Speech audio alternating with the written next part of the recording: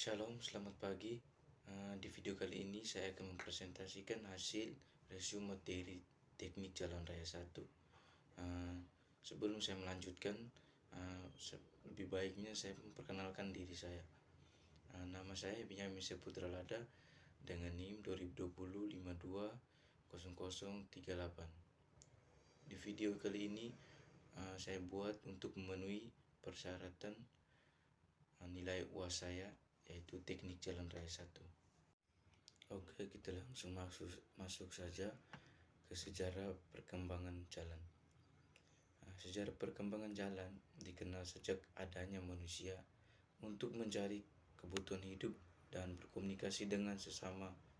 Perkembangan jalan awalnya hanya berupa jejak untuk mencari kebutuhan hidup seperti binatang buruan, kehidupan berkelompok, jalan setapak yang menggunakan hewan sebagai sarana transportasi.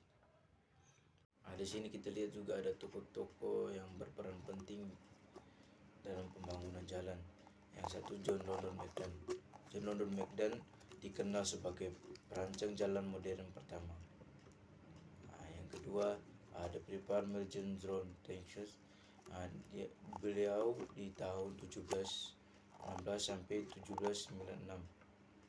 Yang ketiga Thomas Telford, yaitu pada tahun 1757 sampai 1834. Berikutnya perkembangan jalan di Indonesia. Satu umumnya ditemukan pada daerah potensi SDA yang menguntungkan penjajah melalui kerja paksa, seperti jalan yang membentang dari Anyer ke Penarukan atau Jawa, daerah perkebunan atau Sumatera Tengah dan Utara.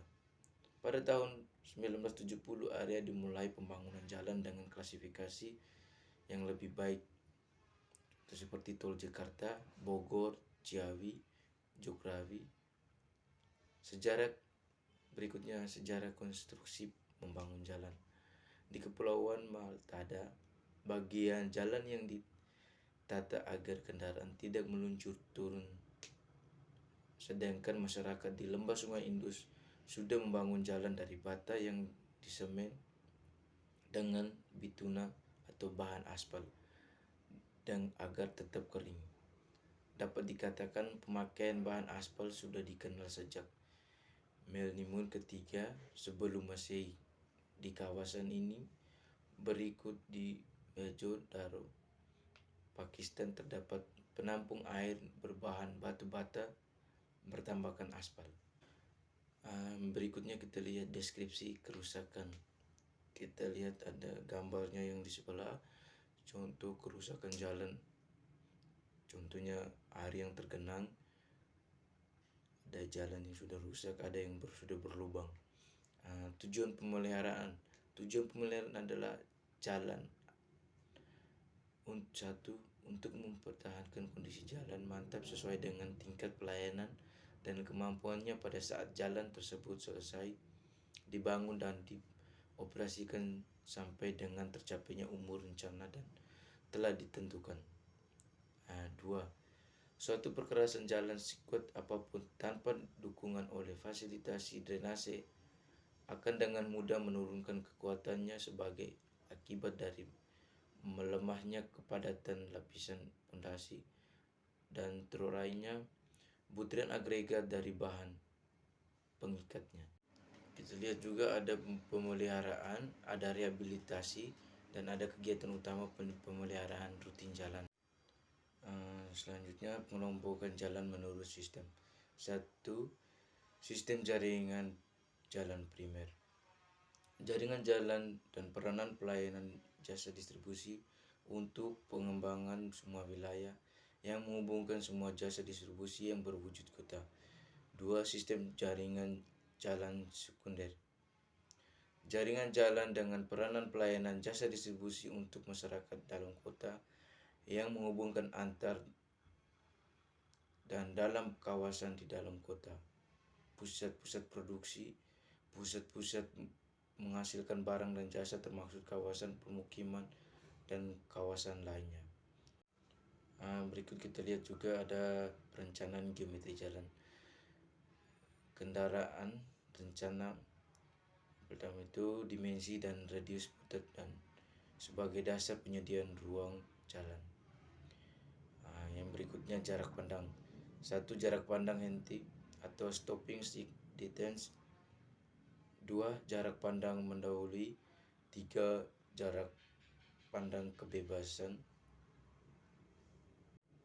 Kita lihat ada penampang melintang dan juga jalan yang bertrotoar. Berikutnya elemen horizontal. Yang pertama elemen horizontal atau trase jalan adalah proyeksi sumbu jalan pada bidang horizontal. Yang kedua, elemen horizontal terdiri atas bagian garis lurus atau tangent dan bagian garis lengkung atau tikungan. Yang ketiga, perencanaan elemen horizontal sebagian besar menyangkut perencanaan tikung yang diusahakan agar dapat membiarkan keamanan dan kenyamanan. Berikutnya, elemen vertikal terdiri dari bagian lurus dan bagian lengkung. Yang berikutnya, bagian lurus dapat dilandai positif atau tanjakan atau landau negatif. Berikutnya, perubahan elemen vertikal sebaiknya dihindarkan di masa yang akan datang. Kelandaian maksimum. Pembatasan kelandaian maksimum dimaksud untuk memungkinkan kendaraan bergerak tanpa kehilangan kecepatan yang berarti. Jarak pandang dan jarak bebas samping di tikungan.